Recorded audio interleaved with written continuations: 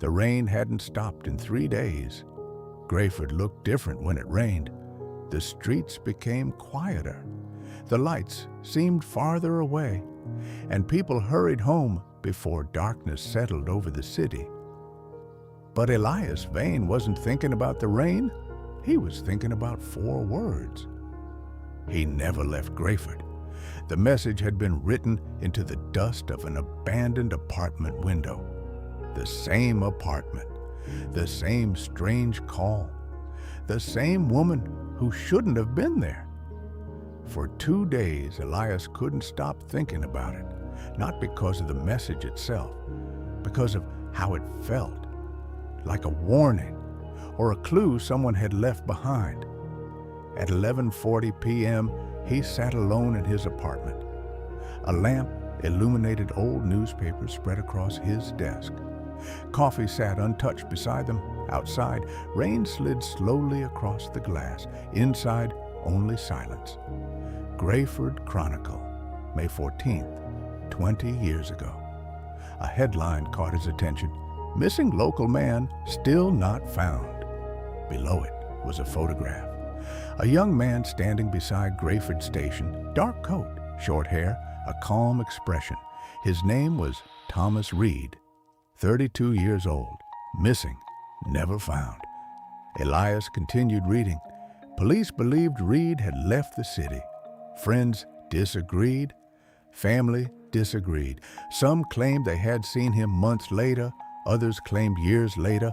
Yet every report ended the same way. No evidence, no answers, nobody. And then Elias noticed something unusual. Someone had circled the article in black ink. Years ago. The newspaper wasn't part of an archive. It had come from his own mailbox that morning. No return address, no note, just the newspaper and the circle around Thomas Reed's face. By midnight, Elias was walking toward Greyford Station. The station stood near the oldest part of the city, a place where trains still arrived long after most people had gone home. The building looked frozen in time. Old clocks, old signs, old memories. Rainwater collected beneath flickering lights. The platform was almost empty. Only one train waited quietly in the darkness. Elias stepped inside the station. A few travelers sat silently on benches. Most stared at their phones. Others stared into nothing. The station always felt strange after midnight, like a place suspended between arriving and leaving. Looking for someone. The voice came from behind him. An old man stood beside a small repair shop filled with radios and electronics. His white beard was neatly trimmed. Round glasses reflected the station lights. His name was Mr. Hollow. Almost everyone in Greyford knew him. Maybe, Elias replied. Mr. Hollow smiled, not because he found the answer amusing, because he already knew. Thomas Reed. Elias froze. The old man looked toward the tracks. Rain tapped softly against the station windows. You aren't the first person to ask about him. For a moment, neither spoke. Then Mr. Hollow quietly continued. Some people say he left Greyford. Others say he never did. And what do you think? Elias asked. Mr. Hollow's smile disappeared. I think some people leave without leaving. The answer wasn't helpful, but somehow it stayed with him. A few minutes later, Mr. Hollow handed Elias an old photograph. The edges were damaged. The image faded. Thomas Reed stood on platform 4. Several people stood around him. Station workers, travelers, strangers. At first glance, it looked ordinary. Then Elias noticed something. One person appeared in the background, partially hidden near a support column, watching, not smiling, not moving, just watching. The figure looked familiar, too familiar. Elias stared at the photograph longer, trying to remember where he had seen that face before. Then suddenly, he knew.